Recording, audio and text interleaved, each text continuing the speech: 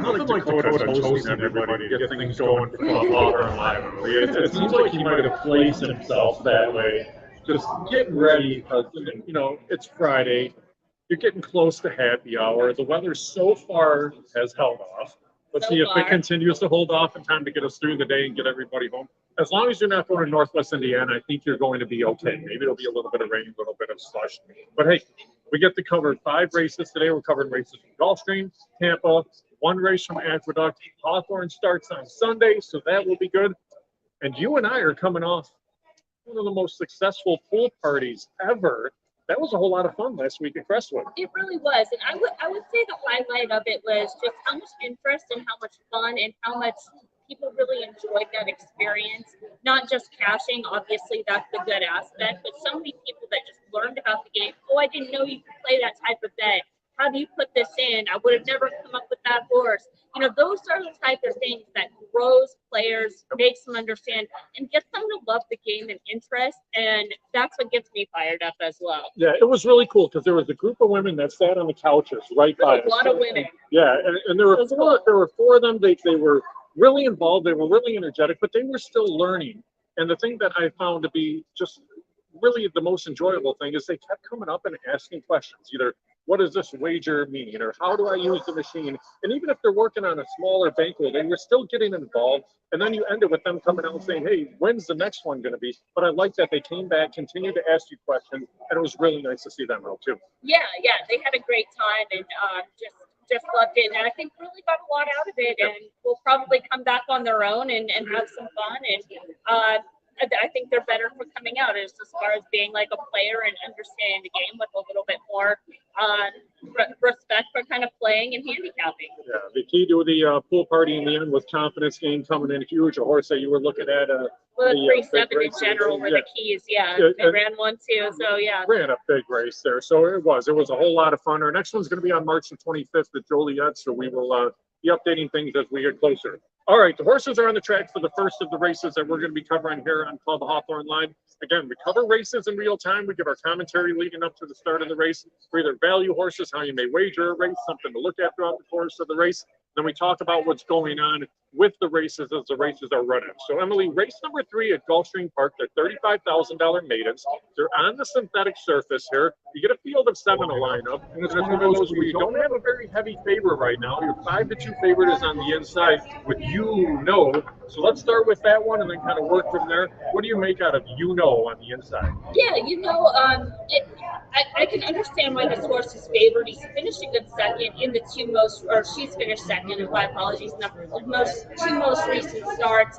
And then has a barn change today with Sibeli taking over, which is kind of interesting because if you go back to the February race where finished second, that horse was pressed and actually taken over late by a Sibeli runner that pulled off the upset that day. So it's kind of interesting that they picked up this horse. Now they are likely to show early speed. There are other early speed horses in this race.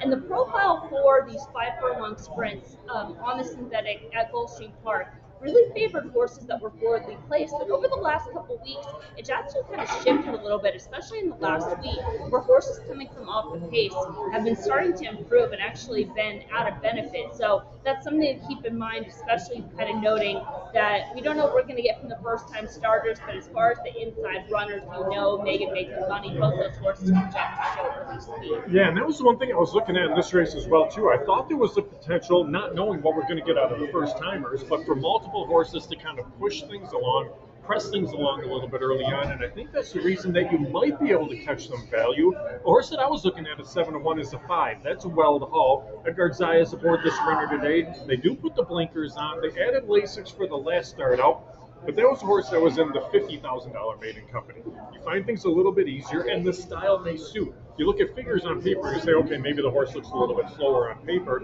But again, if you get the race set up, like you mentioned, the way the synthetic is playing, if we're looking for a value, I think maybe a horse like Weld Hall you can make a case for. Is that something that you would put in the mix in here? Yeah, absolutely. I mean, going back to that last race on January 18th, which is a common race with Megan making money, it was kind of an interesting trip for Weld Hall because they were actually up on the pace early. They were between horses pushing the pace. The horse showed early speed, and then they took that fifth place finish that you see on paper was actually a blanket finish where the race was showing late. So it was a pretty good effort. As far as race car, this is more of a lateral move. It is a bit of a drop just in terms of the purse in this race, but that was definitely a horse that I like, and I think a couple of the on-track handicappers, we see the odds coming in, like the 5 as well, and kind of have that one sitting on top. Now, as far as the first-time starters, I did get a chance to look at some of their work, so I'll just kind of mention those horses just because they're unknown. As far as the 3, it's just 1 and 2 of Trombetta, so I'll mention the other Trombetta runner in a second. It looks a little bit more on the turfy side, maybe wants a little bit more ground in the 5. And Novelli has been working fine for Safi Joseph. They're probably could show a little bit of speed, but it seems very cold on the board for these connections. Now, the other Trombetta runners, the one we haven't mentioned, who is actually the morning line favorite, the number 6, Camilla, who is coming out of races at this condition and had some trouble with the excuse back on January 7th, and then didn't have a good ride and suffered traffic in that February 3rd, and I think just is kind of getting overlooked. Now, I wasn't that crazy about her at a short price because I kind of felt like some of those issues were issues she created, but now that she's getting ignored on board, it kind of makes you interested in her again just because of the value. Well, and style suits for what we mentioned for kind of how the synthetic's been playing, how this horse should likely settle back and run on a little bit late. And you're right, you're looking at 9-2 on the board. You get $11 on this horse, it's definitely going to provide some value. You make a very good point on Novelli on the outside because that surprises me. This is a barn that is typically pretty good first time out. They're going to win at just over a 20% rate, and this horse is ice cold on the board. That is a little bit scary. It's a very long pattern of works leading into the debut, but nothing that really kind of steps off the paper and says, okay, this is something that jumps out here. You're not looking at a bunch of bullets. You're not even really looking at a whole lot of quick works by any means. So then you go off appearance on the racetrack and you're looking at... you can watch them. Because you can really see. Right, right. And that's what it comes down to. How did a horse go? How did a horse finish? How did a horse gallop out? The ice cold on the board, I think, tells you enough there to stay away from Novelli, at least in this first start at 16-1. You're seeing a little bit of activity there out of the other first of the 3. That's not what you can do. That one's at 4-1, but right now, to me, when you look at this field, we talk about it time and again, what do you do with the favorite? Do you take the favorite or you try to defeat it? To me, I would try to beat the favorite in this spot for sure. Yeah, as you mentioned before, it's not really a strong favorite on the 1. Maybe we'll see some shifts. Sometimes that happens like very, very late in there, but just kind of looking at it, probably it seems like maybe that it's going to stick. So there seems like there's some value elsewhere with 3 horses right now currently at 4-1 sitting in that second choice range, and then the 5 that I think is logical and you like as well seems pretty fair at 6, having to get a trip, and then that 6, as we mentioned, just getting overlooked. It is getting overlooked here. They have locked onto the synthetic, so they will be loading momentarily after this race. We go over to the opener at Aqueduct. They're 9 minutes to post right now there. We'll be talking about a horse that's sitting at a heavy favorite at 3-2. But they are on the synthetic here at Gulfstream Park again. Throughout the course of these races on Club Hawthorne Live, you're going to see us kind of give you that commentary on what we see with horses loading in the gate, coming out of the gate, race complexion and how things play out, and then we give you kind of our thoughts post-race there. But as they walk in, Emily, let's see what happens with this field of 7, and we'll see if we can kind of catch anything that either kind of maybe you make a note for to see what we get next time out. Oh, I think you should do that regardless. always want to be thinking ahead and making those notes. Tedious job, but it does pay off. I mean, that was the key with Confidence Game. I mean, really following that horse from the debut, having that better than look effort, following some subtle trips along the way, and then when you pull up the PTs, the horse just looks a little bit better than he might look just kind of on standard paper and following that horse as an individual as he grew up. Yeah, and as they load here for the 3rd at Gulfstream Park, we should make note that the feature race that we're going to cover for tomorrow is the Fountain of Youth. That will be the race number 14 from Gulfstream Park. So we'll talk about that a little bit later on in the show, so do make sure you stay tuned for that as you're getting a look at the field. Right now, for the Fountain of Youth, Forte, Breeders' Cup Juvenile winner, does return in that race, and we'll see what happens. That horse is a very heavy favorite. But Emily, they're walking into the gate, only 2 more to load here. You saw a little bit of activity on the 3. That's not what you can do going in. We'll see what Novelli shows for us. And again, it's a quick 5/8 of a mile sprint, so the break's going to be the key. Yeah, absolutely. The 3 could be a little great. We kind of saw some activity in the warm-up as well. All of them are in line here for the 3rd at Gulfstream. We'll see what we get as they break from the gate. And both those first 10 starters broke slow, the 7 breaking slow, the 3 as well, and even the 4. But as kind of projected to some extent, the 2's getting out there and showing speed, getting pressed by the 5. The 1 not showing as much speed, sitting down in the pocket, but again, it's a shorter distance. The races they're coming out of. The 2 showing speed as again projected. That 5 is stopping. Like I said, it kind of showed a little bit of speed last time out. See if they're kind of starting to lose ground. The 3's been racing covered up and kind of showing a little bit of run in there. We'll see if they start to turn. The 6 has been shocking in the clear on the outside as they head into the stretch. The 2 still has the lead. We'll see how the finishing hit. This first time started, the 3 seems like they've got some run. Yeah, that course looks like they're going in west. It's likely to take over. The 4 seems to be coming on the outside, but the 2 is taking in, holding tough. The 3's got their number. 3, 2, 4 as they cross the wire. So 3, 2, 4, 1 in there. The 2 did run a good race. Megan Making Money definitely ran a good race. It went relatively quickly up front, but wasn't able to hold on. It was interesting with the 1 watching that race because this horse looked like they wanted to appear to get to the outside of horses and off the rail at the top of the lane and could just never do so. And the horse didn't want to pass along the inside. So maybe something to make note of next time.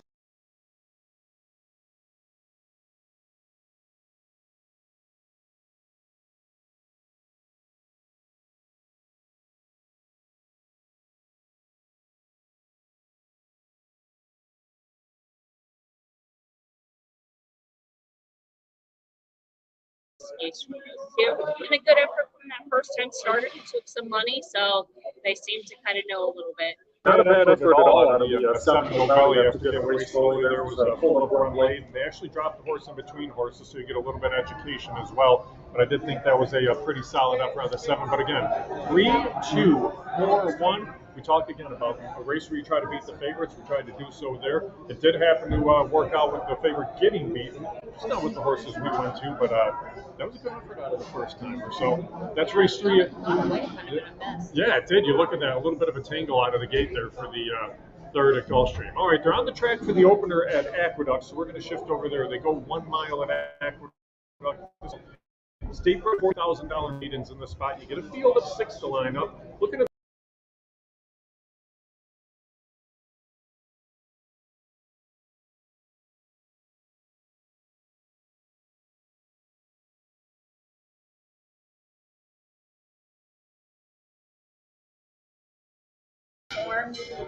as far as race parts, actually kind of more of a lateral move for this horse. Ran a better than look race 2 back on January 5th, and then had a good second place finish at this distance. And again, with that class being a little bit softer today, so this seems to make sense.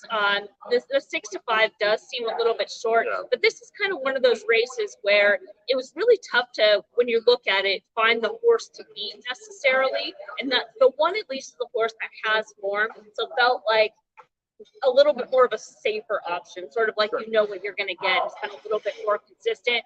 So I can see where the public is gravitating there, but maybe that's leaving a couple horses on the board that are value horses. Yeah, I mean, it's a really weird race because you have a short field and there's not a whole lot of pace in there. So that makes things quite interesting, as Midnight Express should be for the place. The horse that's the second choice on the board right now, the 4 West Star, is the other one that I thought figured a little bit. An improved effort in that last out, claimed out of that race as well, but you put the blinkers on for this spot. But right now you're looking at 2 to 1. I haven't gotten a shot to see the horse on the track yet, so we will take a look. But this is a horse that's twice claimed. Was claimed for 40, ended up dropping down for 25, claimed for 25. Now they're back up for 40. I don't know how big of a difference that is in New York. If it's a huge difference, you're not going from those 25s to 40s. But again, when you catch a short field here, it may not matter. But this was a horse that I actually thought was going to take a lot of action. I thought this was a horse that had potential to be a favorite as well. I wonder if maybe it's just race complexion that works against the horse a little bit. It could be, and it's a horse that has the tendency to break slow, so you just have to keep that in mind in terms of value of the horse having that tendency to broke very slow, 2 back, then last out broke slow, but was able to recover just kind of with the race shape. Now, a horse that was interesting to me, and I was a little bit turned off initially by the morning line on the 6, but it's kind of an interesting horse because he debuted in a stakes race, didn't handle the track that day, and then ran against Maiden Special Weight Company, and they've had the time maybe putting the horse in the right spot. But going back as far as that debut race back on December 17th. As far as optics figures, ran a 69, and that 69 figure is right in line with the top effort from Midnight Express and West Star. So just could be the value of those horses maybe sneaking away a little bit right now at currently 8-1. Yeah, that's surprising. And I think you're right. I think people just look at the paper and they're scared off a little bit. They say, okay, we're going to see a 9th and a 10th place effort, and the 10th place effort was way up the track. But then you have to look at the company. You have to take so much else in regard.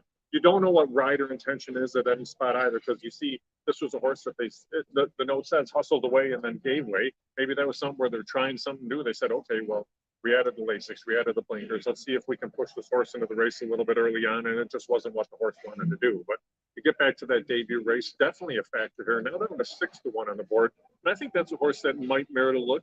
What about the one right next to it, a Wonker Warrior? This is one that just made one start, was wide a lot of the race there, and then still kind of ran on at least a little bit late in lane, finished 5th out of that field of 7, but picked off a couple of horses late. If you're looking for a little bit more of a price and you go an 1/8 of a mile further, can you make a case for this horse? Yeah, I mean, it's a second-time starter. So in this type of race, projecting a move forward, Right. they're going to come back in just 6 days. So coming back on short rest, probably expect a little bit more. Broke slow that day. It was a big gallop out after the wire. Now, with that said, the horse did have a very fast pace to kind of make up ground into. So you have to kind of keep that in mind with the slow start. But I think the experience and maybe even some confidence coming back just right on short rest. And it's something trainer David Don doesn't do often. He's done it once, and the one time he did it this year, the horse won. So it's one of those things where you want to see what trainers are doing. And we talk about trainer intent. You and I talked about it with confidence game going into the race last week. You skip a $300,000 race in Louisiana for $1 million race, and it worked out well. So again, trainer intent and what you got out of this last horse. And David Donk's the guy who's a veteran trainer. It's not like he doesn't do it often, but when he does it for a reason. So we'll see how things unfold there. The track is listed as good right now. It was sealed before races. They did cut it open before the first, so it is listed good. We should make note after this race, we jump onto the 3rd at Tampa Bay Downs. They're in the paddock right now, so we'll have ample time for that race. In the 3rd, I believe, is on the turf, so they list 11 minutes. Supposed it's probably more like 15 or 16. So Yeah. we should have more than enough time for that. As they're walking here to the gate for Aqueduct, I just want to touch base real quick. We start racing live at Hawthorne on Sunday. It's a 2:30 post, but for you, all your notes, all your analysis, and the optics plots are going to be available for the bettors, right?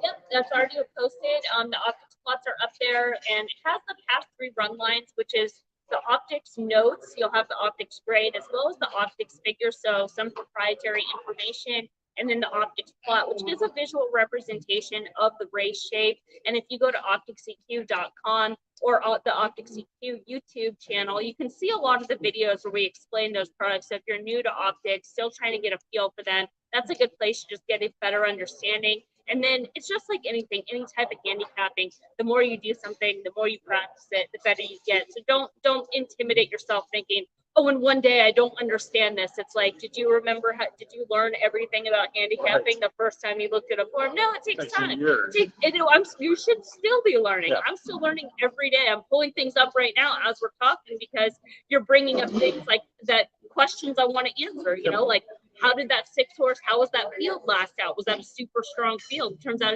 there's always something going on. So constantly learning, don't feel intimidated by picking up something new. It's, to help you improve. It doesn't work for you, that's fine. But the cost is right. It's $3.99. All you got to do is click on the link, and it's a good price. It's pretty much all I use to handicap. I shouldn't even say pretty much. That's all I use to handicap is optics. Well, and the cool thing about it is, if somebody has a question, they can get a hold of you on Twitter. They can ask you. You'll answer the question for them. A lot of times, if you put that question out in an open forum, then it can help educate some others as well. So make sure you reach out if you have a question about the optics plots. And I know you're going to be able to kind of take things on the road a little bit, as you're at a lot of the different OTB locations too throughout the course of the meet. So you'll be able to help people out with any other questions there as well.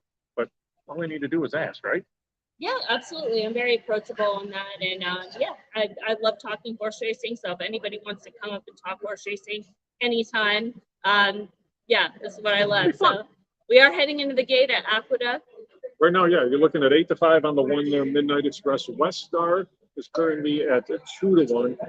I'd be curious. I'm hoping we get a little bit of run out of either the 5 or the 6. They provide a little bit more value here in a shorter field, and I think both of them could be threats, but nobody really jumps off the screen. I don't think I would take 8 to 5 here. Would you? Yeah, I mean, I guess that's really the point. It's it's a horse. If you're not going to play it, sometimes those horses win. But if it's a horse that you think is just too short, you either pass, don't play, take a shot in a different direction.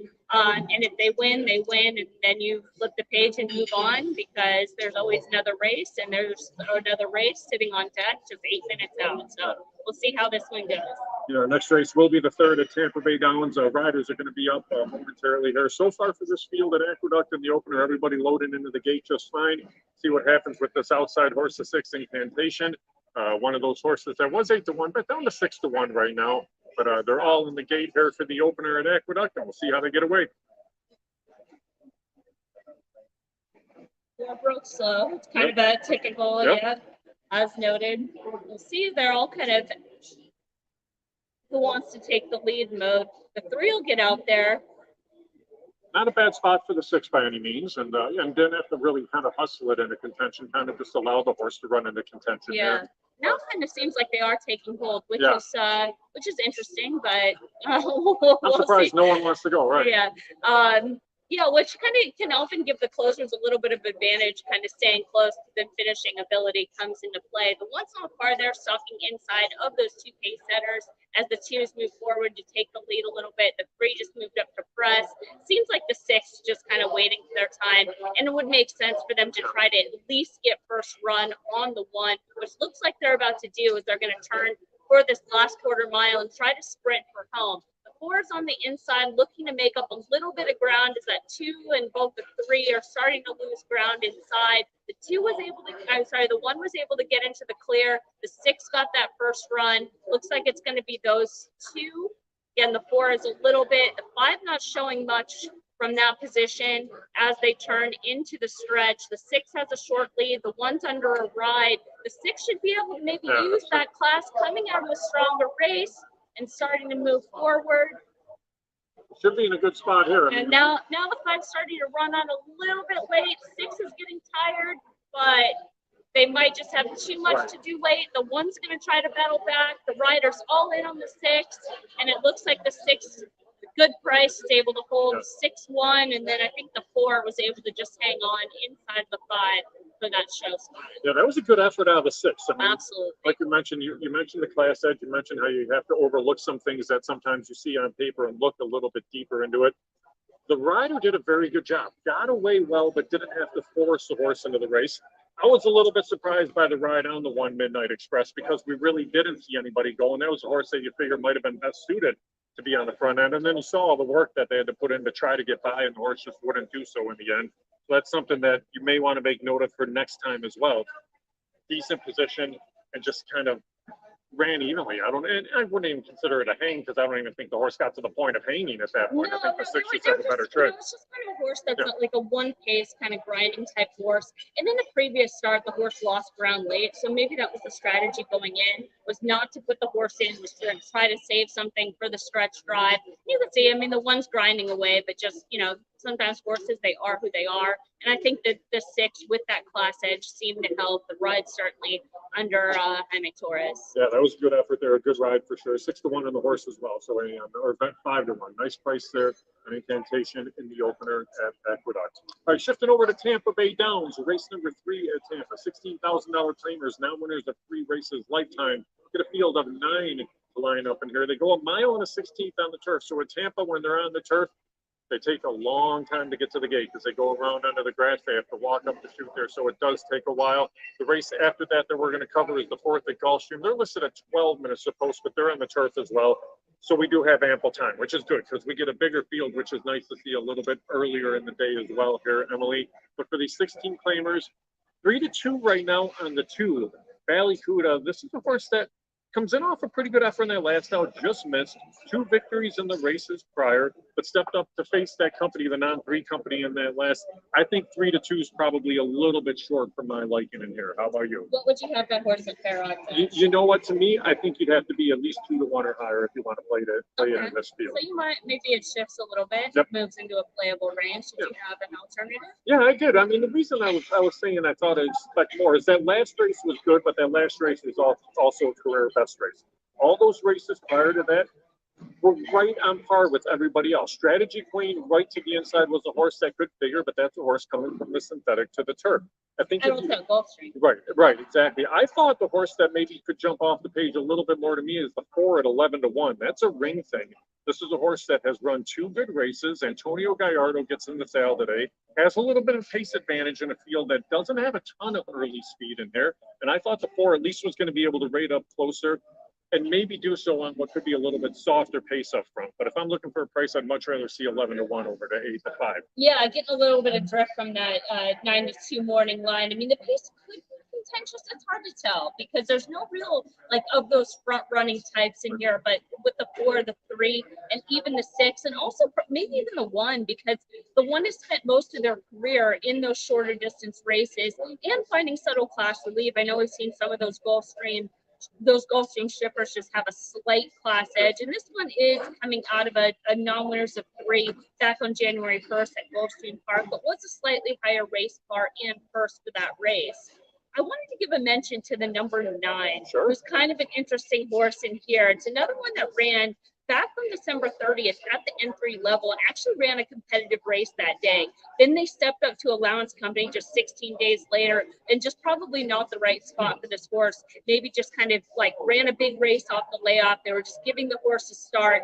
And then on January 28th, that was just not the ideal trip. The horse was warm that day. It was not a good ride. It was kind of wide on hold throughout, and then got carried wide in the hard turn, and then still showed some interest to the wire. They're going to come back from a 34-day freshening, keeping in mind the horse is running on short rest in those 2 most recent starts. So I think there's a case to be made that we haven't quite seen this horse's best. And even going back again to that December 30th race, that race stacks right up on par with these horses. And I know he ran in the common race with the 2 Vallecuda, but again, that was that race where he didn't have a good trip. She didn't have a good trip on January 28th. And you make a very good point there, because the horse ran his best fresh off the layoff and then started 3 back, and then they go bang, bang, bang for the 3 races, and now you do get the 34 days, as you mentioned. That could be the determining factor for an improved effort. And again, when you're looking at 13-1 compared to 7-5, and there shouldn't be that big of a difference between the 2 horses. This is a horse that gets into the mix. The other thing too that's interesting is you see him walk up the chute here at Tampa.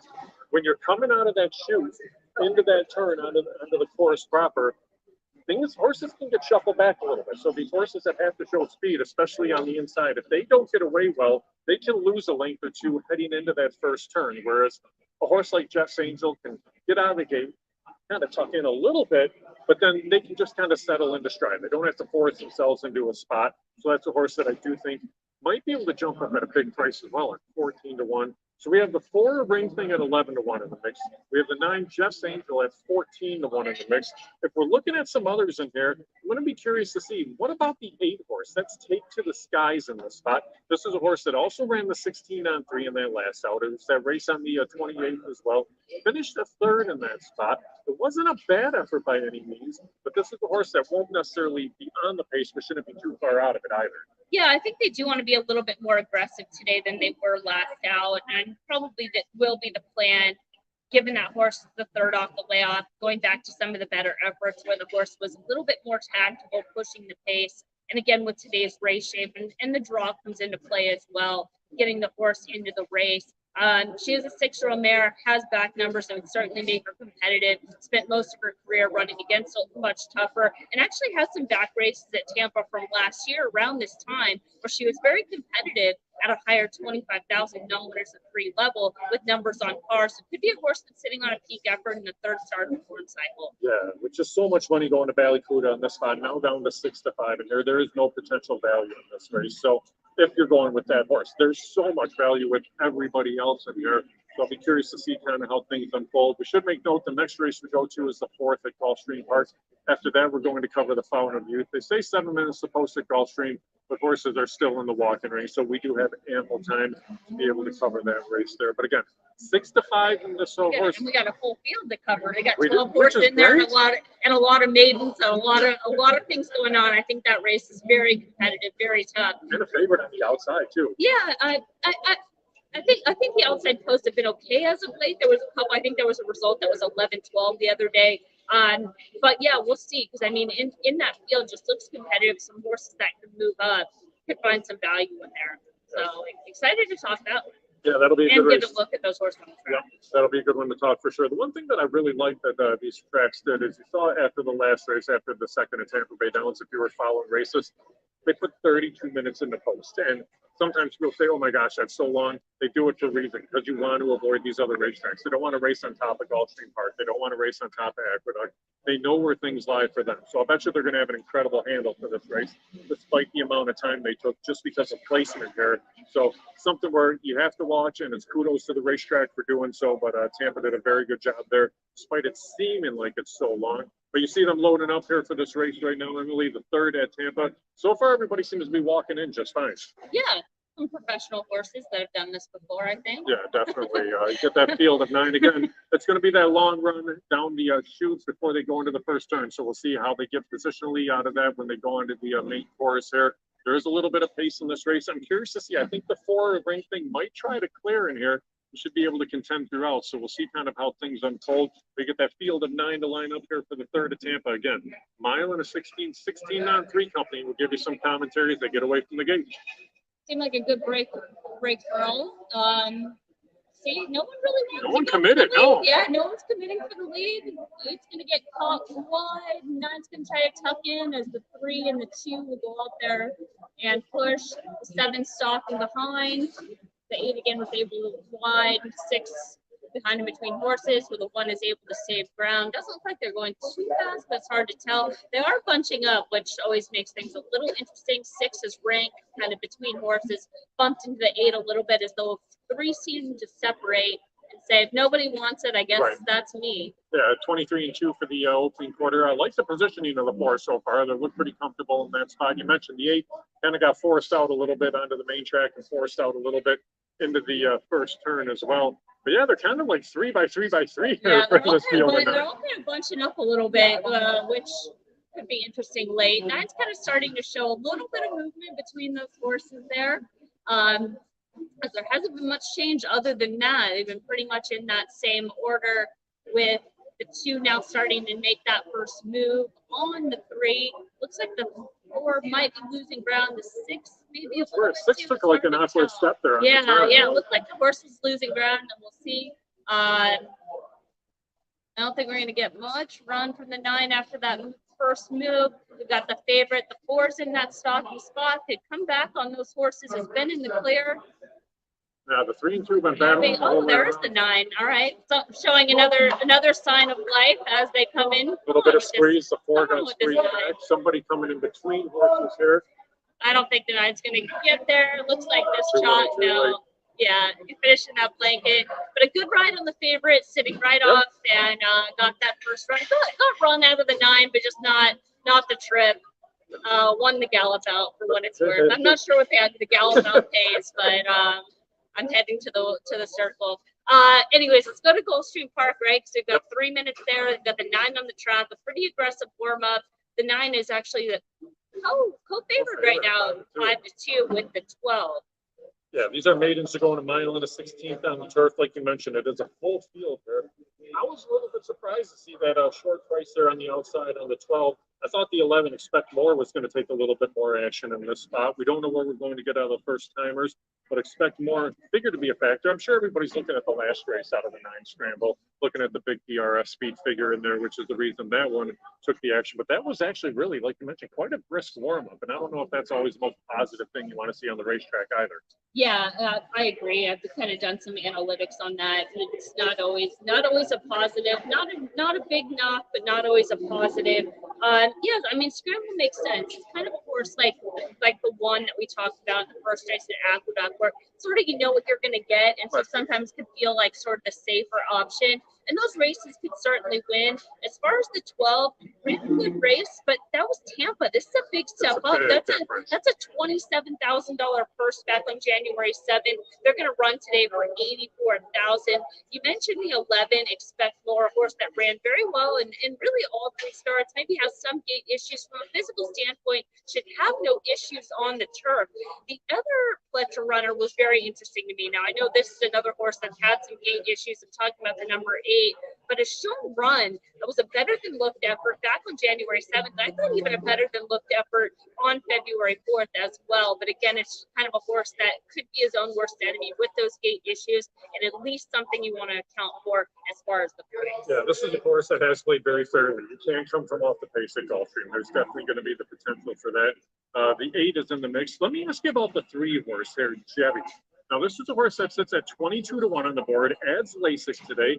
It wasn't a bad effort by any means. I didn't think in that last out, but I tend to wonder when you're looking at this championship meet, Emily, and you're seeing Bill Mott, Chad Brown, Todd Pletcher, and then does a trainer like Kelsey Danner maybe get overlooked a little bit by the bettors? And that's the reason you might see even a bigger price than expected. The horse at 16-1, just down from 22.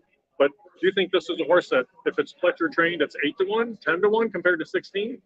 It's possible. The horse did take some money in the early doubles, so in those multi-race sequences. So there was some support there, which is probably, if you like the horse, maybe something you wanted to see.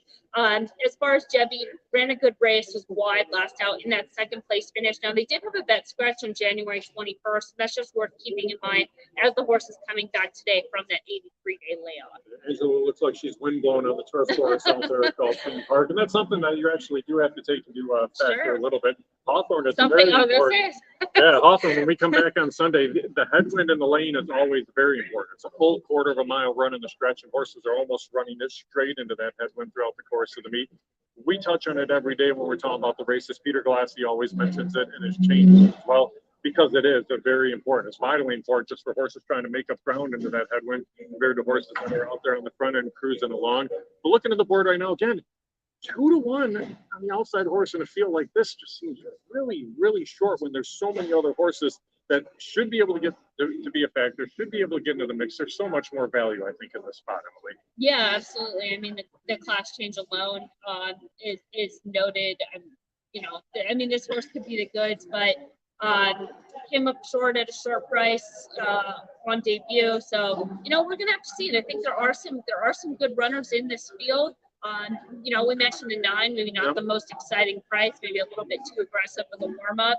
But that horse is, at least, if you're looking at just comparing the 2 short price runners, has run faster and has done so over this course, and could even present a move forward because ran those solid juvenile numbers as well. So you have a little bit more foundation. Yeah, I like a little bit more potential of the 9, the 11 at 5-1. The 3, I think I would put into the mix, Jebby, and just see if we can get a trip in here. You get a Bill Mott first in the 5 Exude, who is 25-1, and then the 6 Covet is 19-1. How often is it that you see 2 Bill Mott horses on the grass that are completely ice cold on the board too? And they both have very similar long, lengthy workout patterns. These are horses that were both rich purchase prices too, and neither horse taking any action in here. They could ultimately need a race. I mean, Bill Mott can pop with a first-time starter. Good trainers with good horses can do that.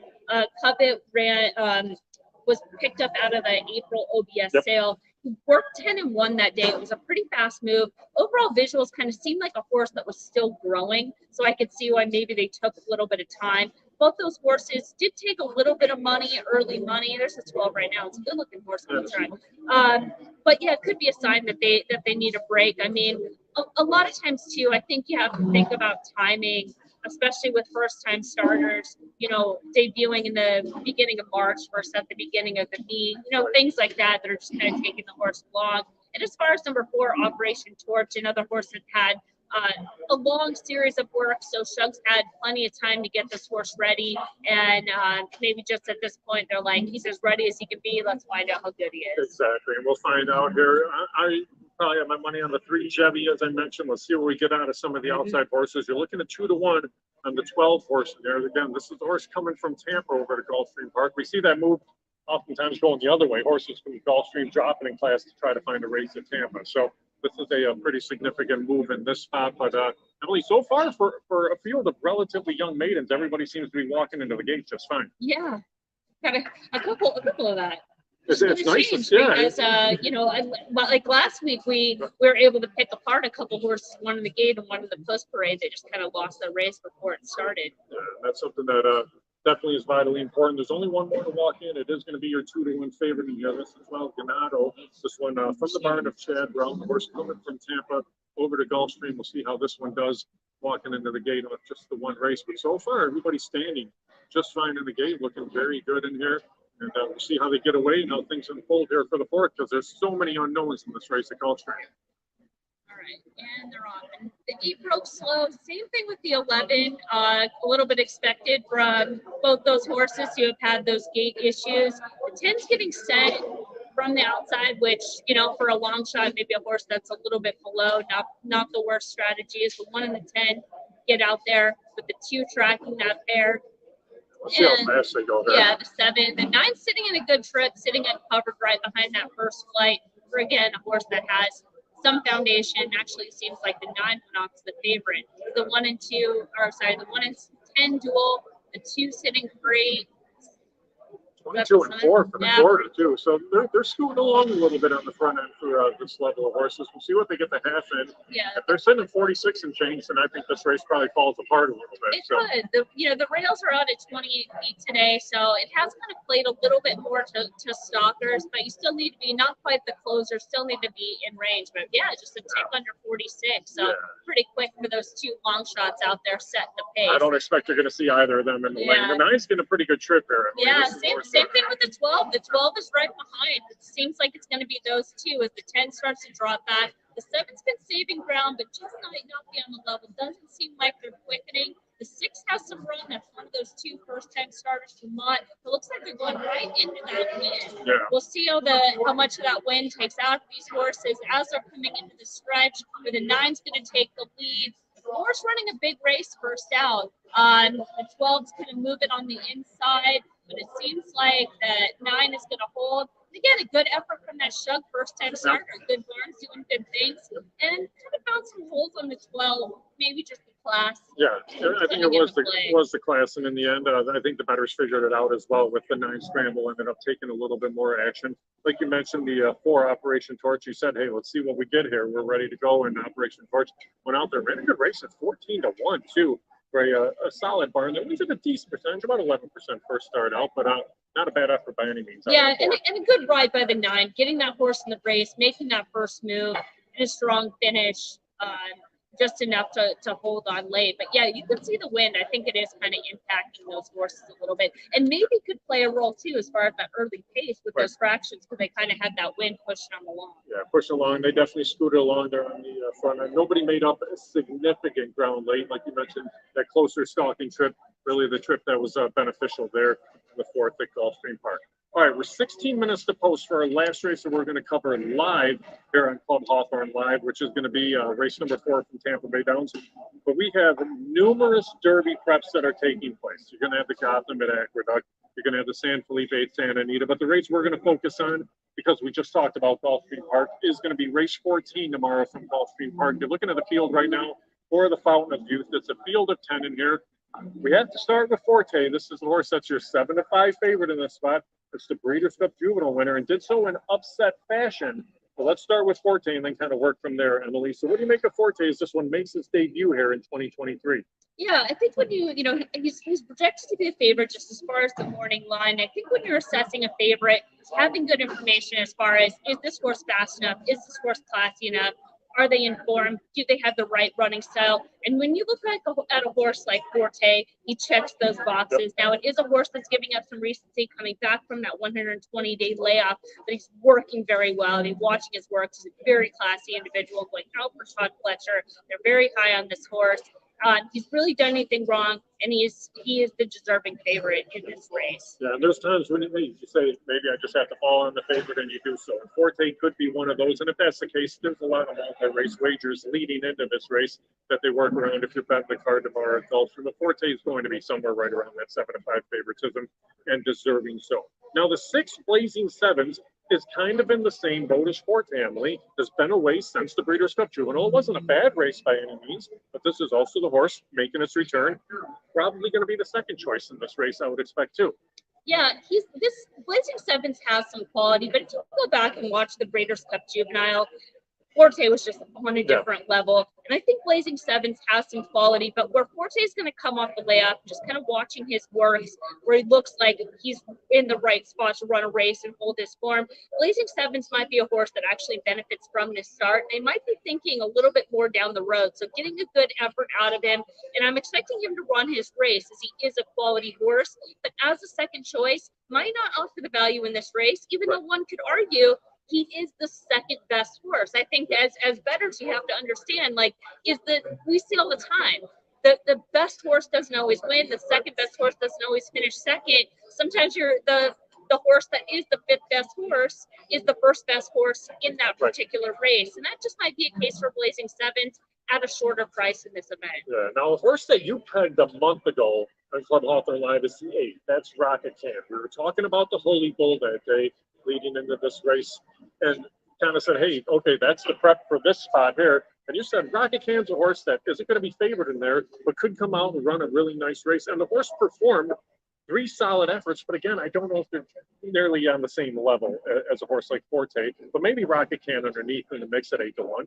So I think that the spot last out in the Holy Bull with the right spot on that horse. He fit where Cyclone Mischief was favored and had some knocks as the favorite in that race. We still had some questions as far as distance, still had some questions as far as ability. So Rocket Can just really kind of landed at the right time and place and got a good ride in order to get there, even though there was some ground loss. Beaumont was pretty wide. So would have to project and move forwards in form. Another one of those horses, sort of what you see, it's what you get. But also coming out of that race, another horse I thought had the potential to improve that really hadn't shown his best yet was number 3, Shadow Dragon. And both those horses are going to come back in here. They both seem to have come out of the race well, working a couple times since, and now on that 28-day turnaround, as we noted, that there is that still kind of horse to beat. Yeah, that was a big step up for Shadow Dragon in that last spot, too. It was a good performance. The horse definitely could continue to improve out of there. Both mount runners are going to produce some value here and some prices in the Fountain of Youth. What about to the inside with the 1? That's General Jim. This is a horse that was pretty consistent throughout the course of its year last year. Came over this 3-year-old season. The Mucho Macho Man was kind of okay, but then improved in the swale last out. I guess my question here is, do you worry about distance? I don't know, because the horse went a mile and a 16th a couple times last year and raced real well. But maybe a horse like General Jim would put forth a good effort. Yeah, I mean, the 4th place finish, the Mucho Macho Man, could be a little bit overlooked, just sort of looking at the running line. But he raced in traffic, he lacked room. It was actually a really solid effort, and then he validated that form coming back to win the swale. As far as the distance, I still think he does have to prove himself. As far as class, I still think he has to prove himself. It's more kind of an upright runner. As far as surface, he's versatile. He runs his race on either the turf or the dirt. He's been able to do so. So this is just a different variable as if he can step up to this class level, do so around 2 turns, and then also work out that trip from the rail in today's race shape. And then the other one I want to ask you about here is the 7. That's Mage. This is a horse that has only made 1 start. Wasn't highly regarded. It didn't seem in that debut. Was sent off at odds of 11-1 and ran really impressively. Edgar Perez rode that day. Now you get Javier Castellano in the saddle. But for those that like to play figures, this is a horse that posted a pretty good figure for that race, going 7/8 of a mile. You stretch out here. Breeding suggests the horse can handle the distance. I just tend to wonder, I don't know what kind of action a horse like this takes. Yeah, I think that is a question. I think some people are interested. I mean, obviously that speed figure would make the horse competitive, but, you know, there's also a scenario where the horse freaked or you see some regression. They have given the horse 35 days since, which is a good amount of time to get some recovery and rest and food into the horse to get everything kind of replenished. But as far as that race, again, it was very dominant, came back fast. Was a pretty solid race by all accounts, but did kind of have a softer pace in there. And so we'll have to see where he stacks up with some of these horses that are proven, have already done so, and have more foundation. And as you mentioned, could be the value, because it just could be the horse that people want to land on in sort of that new face with that big figure. Yeah, sometimes that's what it is. The new faces are just the route that people go. All right, now I want to ask you from a betting perspective, because putting tickets together will take a little bit more time, and we'll kind of see what happens for value in that tomorrow. But we had a lot of conversations last week at our pool party, just for ticket composition and how you wanted to kind of put everything together. If you're looking at a race like this and you say, okay, Forte is the horse that I'm just going to sit on, I think this is the horse and the only horse. Do you then go to the prior races and say, I want to get some prices in the pick threes or in the pick four, even the doubles there? But if you're sitting here, say tomorrow afternoon, you're looking at race 11 from Gulfstream Park, are you going to start looking at that multi-race wager and say, I'm just going to revolve everything around Forte in the final leg? I mean, I think if you come to the conclusion that he's a legitimate favorite, then that is the horse that you are going to see.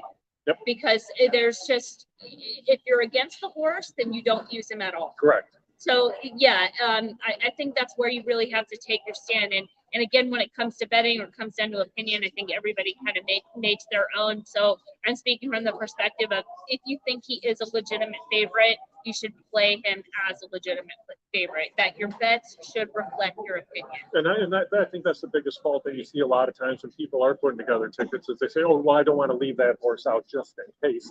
And then you lose your value right there by doing so, by just throwing additional horses in because of just in case. You have to take a stance. Sometimes that stance works.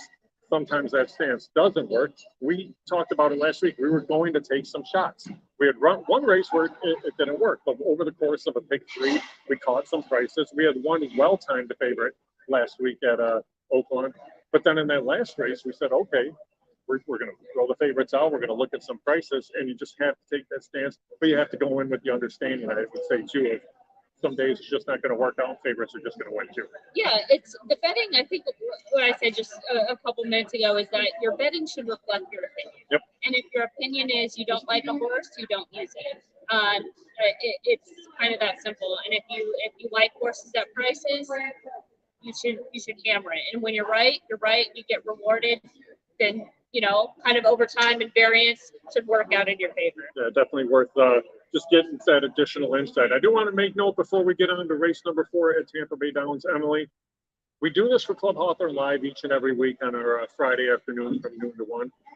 You're going to be, is it at Rockford are you going to again? Is that coming up soon? You have some different things. We've had some different things at different OTBs coming up, but you're at different OTBs on each of the weekends there. So it's something where, are you planning just kind of say, hey, I'm going to tweet out, here's where I'm at this weekend, come and see me, or what's kind of your plans moving forward? Everything you're saying right now is news to me, okay. So I'm not sure. Okay, and that's something then that we check out online, because it is, you're going to see the different promotions for where kind of things are going to unfold. There's so much information out there, so much to really check into. So make sure you follow things online on our website, HawthorneRacecourse.com, on the Twitter pages for Emily and for myself as well. You're seeing on the screen right now the 12% takeout on the win plate show wagers. That's going to be at Hawthorne all meet long. It's the lowest in the country. I asked John Walsh before the show. We were 17% last year. That 5%, that's a significant difference, Emily. Yeah, absolutely. And the buzz seems people are excited. Hawthorne racing, it's good racing. I think when people have this kind of distinction of like, yeah, maybe it's not the trainers that you're familiar with some of the big circuits, but when it comes down to playing races, there's storylines, their puzzles, and the Hawthorne races have that and more. I've already gone through the Sunday card. I think there's spots that are certainly playable. Yep. I think there's races that are going to produce some value, because there's races where you can make a case for 1 of 5 horses, and then it comes down to opinion and putting your bets together, and there should be opportunities. So I encourage people to look at those races, especially with the lower takeout, and taking advantage of that opportunity. Yeah, taking advantage of that value as well. For those that are the multi-race wager players, we offer carryovers if the pick 4s aren't there. We offer carryovers if the pick 5s not there. We have the pick 6 as well. So you want to jump into the multi-race wagers. There's just 15% takeout on the pick 4 and pick 5 too. All right, let's shift over here to Tampa Bay Downs. Emily, these are 12-5 claimers, now winners of 2 lifetime. You go 1 mile and 40 yards in this spot. Looking at this field of 7 right now, no one taking a ton of action. Both the 1 and the 4, Have Right and JT's my boy, are sitting there at 5-2 on the board. So we'll just start with the inside with the one head right and kind of work from there. I thought this was a race you could look away from both of those horses and find a couple of different options. But what do you have for head right this time? It's interesting because Head Right wasn't listed as the morning line favorite. It felt like a race that was kind of wide open a little bit, and actually was more surprised that the 4 wasn't going to be favored, but they are favored right now. Both the 1 and the 4 are kind of co-favored. Both those horses I think are fine. I mean, Head Right, it's a slight change as far as class, just in terms of running in those 8,000, but they're no winners of 2, has been consistent, but hasn't got the win, hasn't quite shown that winning effort. So just something to consider as far as the short price. Similar could be said for JT's My Boy, but it is finding some class relief coming out of the turf race, the $16,000 non-winners of 2, and a horse that could have a pace advantage. And I thought they were going to be favored, sort of based on those 2 factors. They seemed obvious. Now we have to talk about the 7 because the 7's like, I want a piece of this, and just dropped into the favorite as 2-1. A recent maiden winner, cutting off 2 top speed figures, so could see some regression in that, just where he's kind of popped in those 2 most recent starts. Has some back numbers that would certainly fit. It's a good effort last out, but is another horse that does have their gait issues, so something to keep in mind with a short price. Yeah, seven-pound bug rider in the saddle for the 2-turn race. I'm surprised to see 7 Calzone that short of a price at 2-1. JT's My Boy, like you mentioned, just does appear to have the pace advantage in this spot. There's not a whole lot of early speed. Again, like you mentioned, if they don't go overly quickly, though, and they bunch up and bring some of those closers into the mix, I think they might try to push JT's My Boy away a little bit here and try to sneak away from the field. The 3 Tap Into Your Bear is also taking some action. It wasn't a good effort on the grass in that last out, but they went back to the main track, or in the grass 2 back. They went to the main track for that last out. And that wasn't a bad effort by any means, but definitely taking a little bit more action here, bet down to 3-1. Well, the horse is listed as the morning line favorite, and the thing that's key in that February 15th race, that was actually a non-winners race. They were racing above condition in that race. So really finding class relief off the races this season, and really makes sense. He kind of has that subtle class edge, and could be offering some value right now. I know the board's not that crazy, but 7-2, or could be even a little bit cold. But I think also just might be a little bit overlooked up those recent running lines and finishing positions. But again, they had the horse sort of, not even sort of, they had the horse above condition last out. Right. I couldn't really make a case for the 2 at 32-1, but you could, I think, make a case for the 6 Black Limo, which provides some value here at 11-1. This is a horse that has a little bit of versatility, has some tactical speed. That last race was a victory off a pretty lengthy layoff for the maiden score. Now you step up to face non-2 company, but again, it's a race that doesn't have a whole lot of pace, and I don't think Black Limo's on the front, but I don't think this horse is too far out of it. Could you make a case at 11-1 for Black Limo? It's another horse that's going to be taking on winners for the first time. It was a long time maiden. Did get that maiden win off the layoff. Did have the race flow in his favor coming from off the base. Again, as you mentioned, is a horse that has shown that maybe some of their better running when they're on here in the lead. Did run a good figure back in April 2022, being forwardly placed before another layoff at Delaware Park. So could have some back form that makes sense. But again, it's going to have to hold that firm as they step up in here against winners. All right, we're 1 minute to post for the 4th at Tampa. Before we round things out for the show, who else did you want to jump in on here for the 4th? Well, we kind of blew over the 2, and I mean, it is a big long shot in this race, but it's a horse that's making a second start back up the layout.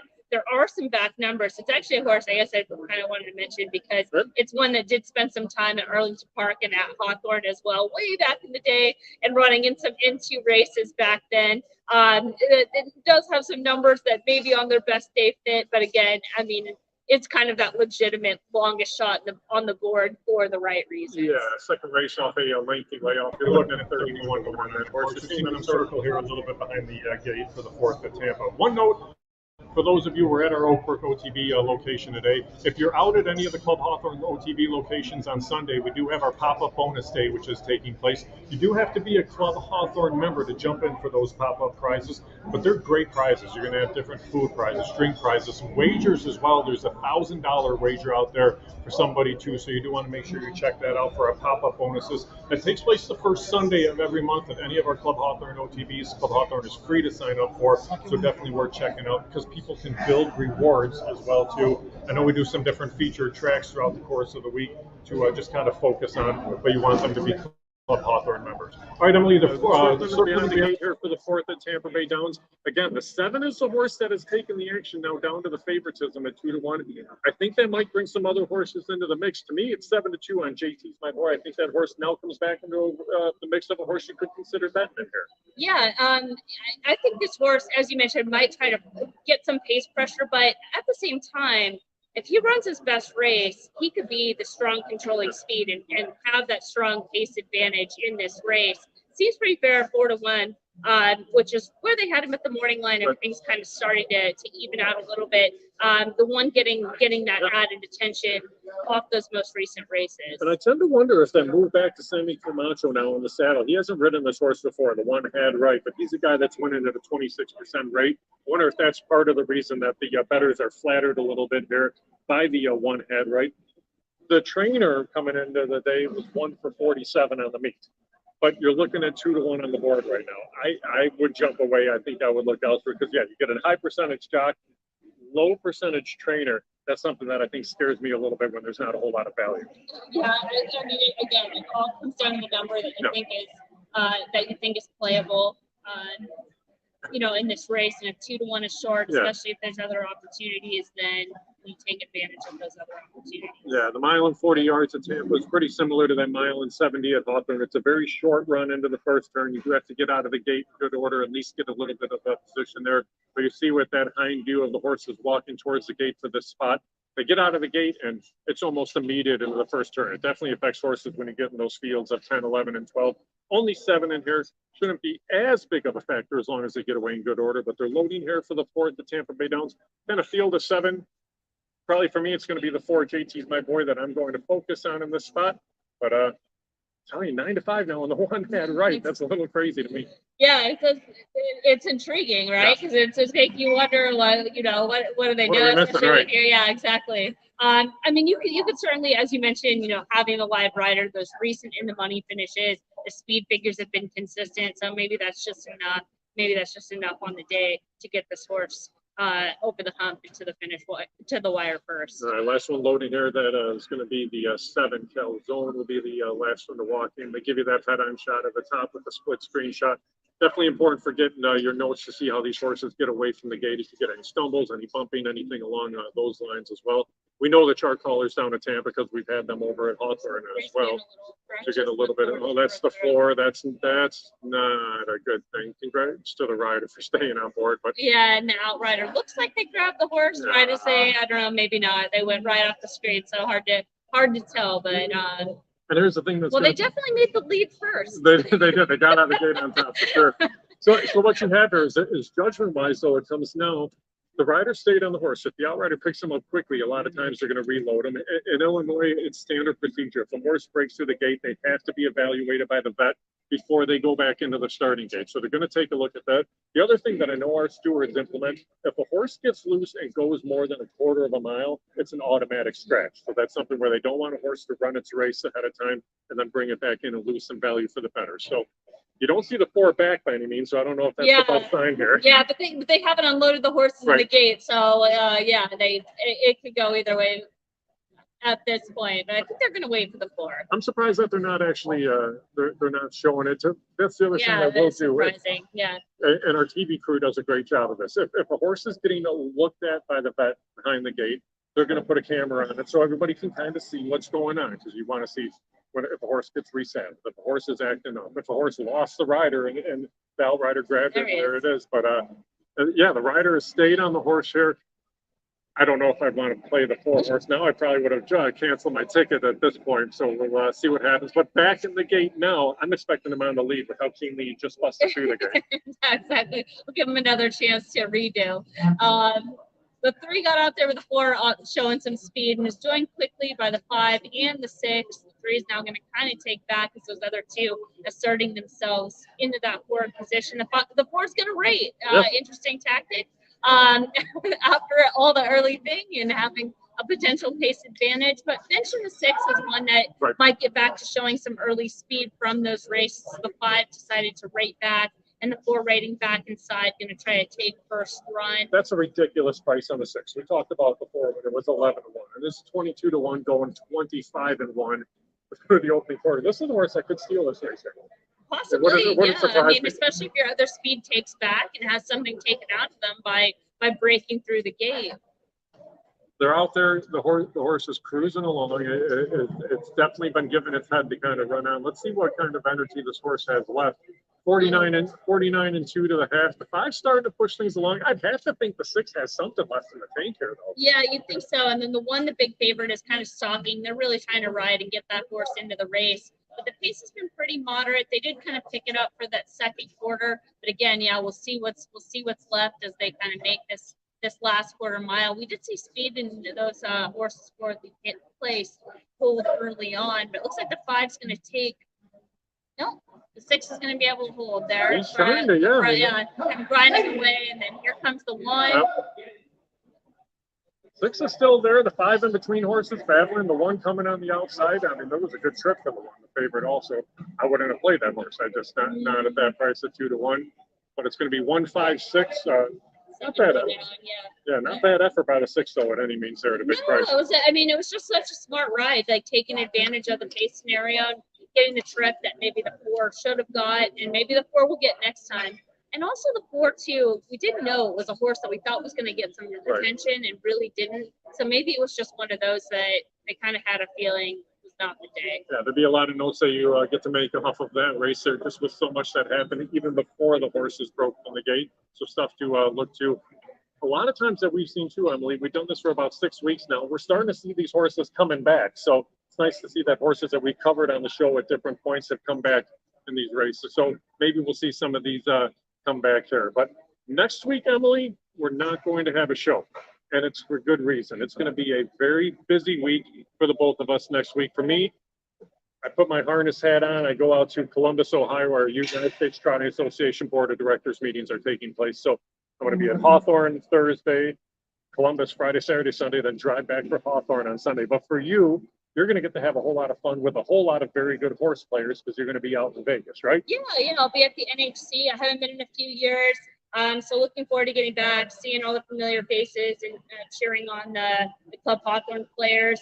And a lot of those players are in there for $1 million bonus. So should be an exciting weekend out there in Las Vegas. Hawthorne players have always done well in the NHC. Hawthorne has so many contests, so there's so many ways to qualify throughout the course of the year. But the way Hawthorne patterns their contests with the live bankroll, with that ability to play multiple racetracks, is something that has drawn a lot of the best players around the country into. And the fact that there's no entry fee. Yeah, that everything goes in, and that's a big draw for players and an incentive for a lot of players to come from out of town and then earn those tour points if they're in there with the live tournament and with a lot of players. Now, I haven't asked you this, so I don't want to put you on the spot, but they had the last chance tournament right before. I know some of our Hawthorne crew is going to jump in and try to play. Are you going to try to get involved in that? No, I'm not flying out until later. So yeah. I'm hoping that we're seeing a couple additional Hawthorne faces jump in there and make it for the NHC. Yeah, me too. But it's a whole lot of fun. It almost seems like it's inevitable that when they get to that final table, there's somebody that we know from Hawthorne that's out there. So that'll be very cool. We have the Horse Players Invitational, so a lot of your top tour players were there when we were out in Villa Park last fall. But it's going to be a lot of familiar faces. It should be so much fun. Oh yeah, absolutely. I know a lot of people are looking forward to it, and I am too. It's surprising that it's right around the corner. I gotta pack and pick out all my outfits. You gotta find lodging for your dog. That's important. Dog will always come number one. Yeah, I've been doing interviews for the last 2 months. Trust me. Trust me. You'll have so much fun. Have a great time out there. It'll be a lot of fun. I'm excited to see some Hawthorne races as a part of the contest. So that's something that we haven't seen in the past, but we're expecting fuller fields and good racing. So that will be so much fun. But good luck to all of our players that are out there for the NHC. Emily, we're going to come back to do Club Hawthorne Live in 2 weeks. And hopefully we'll bring everybody some stories. Hopefully you have a great time in Vegas. Yeah, we'll definitely have some stories, and we'll be filming some, so you can follow on the Hawthorne channel. All right, check out the Hawthorne channel on YouTube. Check out our Twitter pages as well. We have a whole lot of updates, and hopefully you can join us when we tune in now in 2 weeks again on Club Hawthorne Live. Good luck.